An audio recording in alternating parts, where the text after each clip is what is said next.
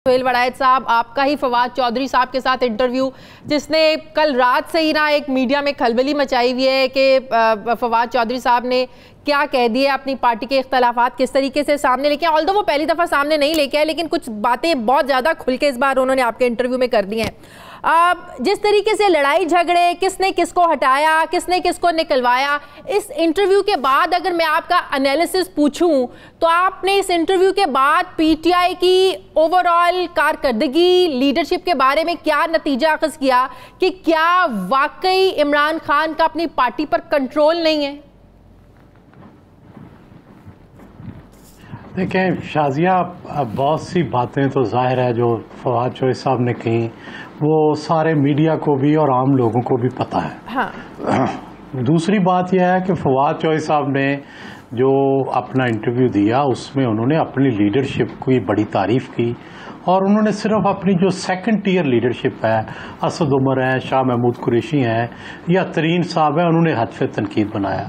लेकिन मैं उनके इस तजज़िये से इत्तफाक नहीं करता। मेरे ख्याल में फॉल्ट लीडरशिप से शुरू होता है, क्योंकि टीम तो लीडर ने बनानी होती है। अकबर आजम इसलिए अकबर आजम था कि उसके पास 9 रत्न थे, उसकी कैबिनेट बहुत अच्छी थी। भुट्टो की कैबिनेट में कितने कितने बड़े लोग थे।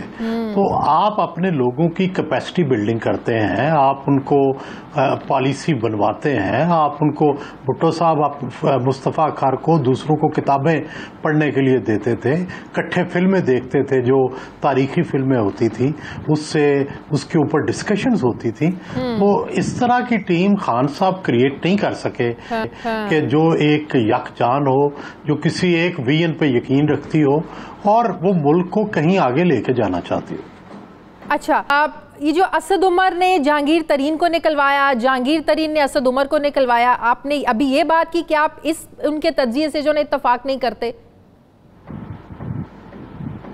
नहीं, मैं तो उनके इस तजज़िये से इत्तफाक नहीं करता कि वो समझते हैं कि लीडरशिप का, यानी जो टॉप लीडरशिप है उसका कसूर नहीं है। अच्छा, ये कसूर नीचे वाली लीडरशिप का है। तो मैं समझता हूं कि नहीं, टॉप लीडरशिप ने दोनों ग्रुपों को चलाना होता है। भुट्टो साहब के पास राइटिस्ट भी थे, लेफ्टिस्ट भी थे, दोनों को चलाते थे।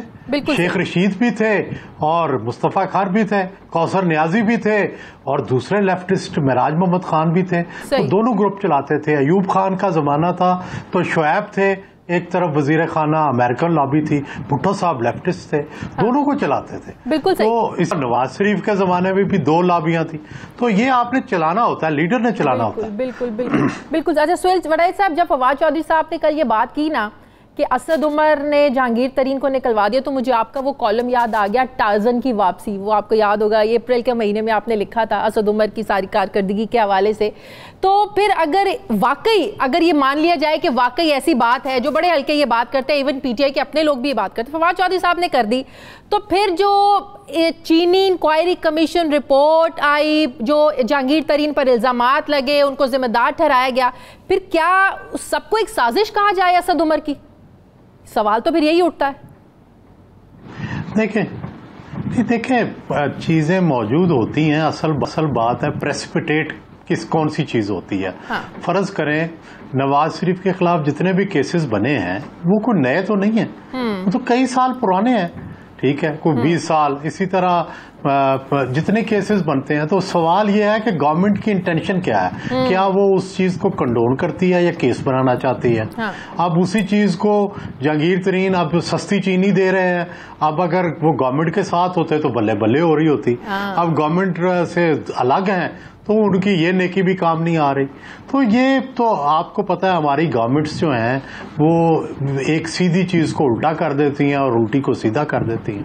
बिल्कुल सही। अच्छा, लेकिन वक्त में जब बीएनपी अलहदा हो चुकी है, नवाबजादा शाहजैन बुगटी उन्होंने 1 हफ्ते की डेडलाइन दे दी है, ऐसे में फिर इनके पार्टी के अपने अंदर के इख्तलाफात खुलकर सामने आना, क्या कोई तब्दीली इस पार्टी के अंदर या इन हाउस चेंज, जिस तरीके से मौलाना फजलुर रहमान मिल रहे हैं सरदार अख्तर मेंगल से, ऑपोजिशन पार्टीज को इकट्ठा कर रहे हैं, इत्तेहादियों को इकट्ठा कर रहे हैं, क्या कोई बड़ी तब्दीली इस सेटअप में आपको नजर आ रही है? शाजिया, ये देखो, किसी ने हमेशा सदा तो नहीं रहना। Very very true.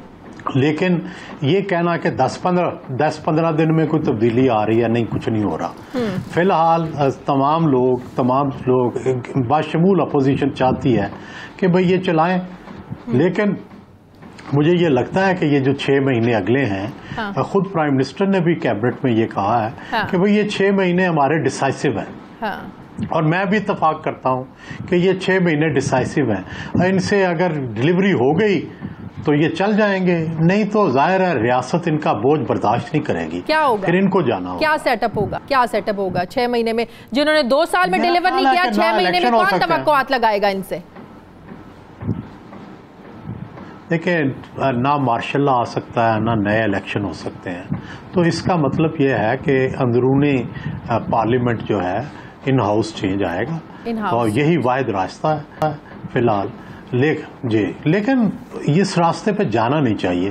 कोशिश करनी चाहिए कि ये डिलीवर करें, इन पे दबाव डालना चाहिए, इनको मोटिवेट करना चाहिए, सबको कोशिश करनी चाहिए। लेकिन अगर इनकी किस्मत में ना हुआ तो फिर कौन क्या कुछ कर सकता है। सही, बहुत शुक्रिया सीनियर सहाफ़ी, सीनियर तज्ज़ियाकार सुहेल वड़ाइच साहब मेरे साथ थे, बहुत शुक्रिया। हज दीन इस्लाम के 5 बुनियादी अरकान में से एक अहम रुकन है, जो कि हर साहिब इस्तिताअत मुसलमान पर ज़िंदगी में एक बार अदा करना फ़र्ज़ है। हर साल लाखों की तादाद में दुनिया भर से मुसलमान इस अहम फरीज़े की अदायगी के लिए सऊदी अरब जाते हैं।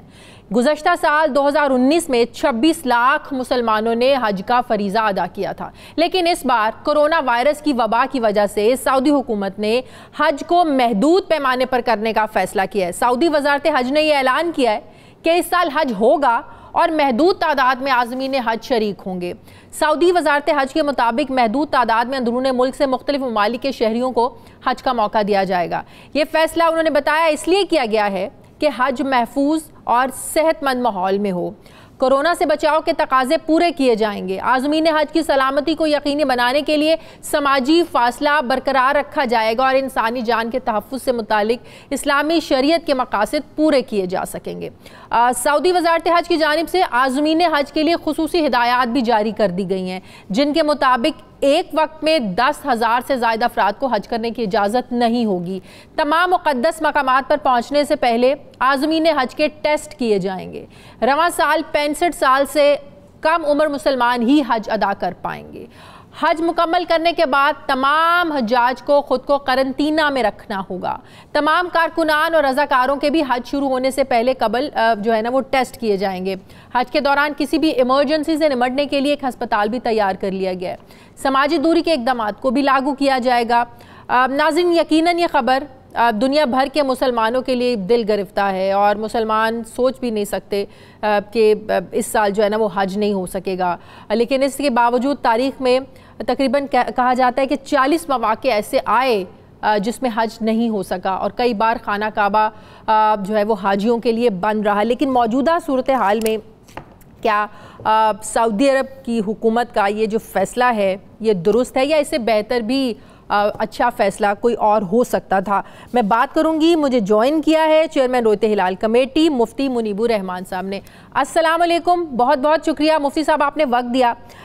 मुफ्ती साहब, आपको भी इल्म में होगा कि मौजूदा वबा की वजह से मुख्तलिफ ममालिक में जो है ना वो मुख्तलिफ SOPs के ज़रिए अपने जो कारोबार ज़िंदगी है, रोज़मर्रा के जो मामूलात हैं उनको निभाया जा रहा है। लेकिन जब हज की बात करें तो सऊदी अरब ने भी इन तमाम खदशात के पेश नज़र के पूरी दुनिया को के मुसलमानों को अगर आने की इजाज़त दे देंगे वो अपने मुल्क में तो वबा कहीं ज़्यादा ना फैल जाए, जिसके पेश नज़र उन्होंने ये कहा है कि सऊदी अरब के अंदर ही जो मौजूद गैर मुल्की होंगे या वहाँ के मकामी लोग होंगे उनको हज करने की इजाज़त होगी ताकि वबा मज़ीद ना फैले। आपके ख्याल में एक बेहतरीन दुरुस्त फ़ैसला है या इससे बेहतर भी फ़ैसला हो सकता था? बिस्मिल्लाहिर्रहमानिर्रहीम।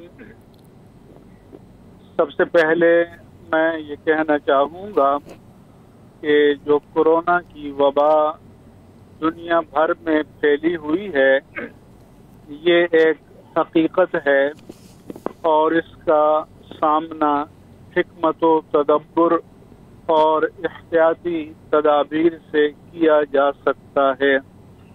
हमने भी पाकिस्तान में मसाजिद खुली रखी, उनके लिए भी हमने SOP बनाई और हुकूमत के साथ बाकायदा एक मुआहिदा हुआ और अल्हम्दुलिल्लाह अला ihsan ही हमारी मस्जिदें खुली रही और आज सऊदी अरब समेत पूरी दुनिया में उसी फार्मूले के मुताबिक जो हमने तय किया था मसाजिद को खोला जा रहा है।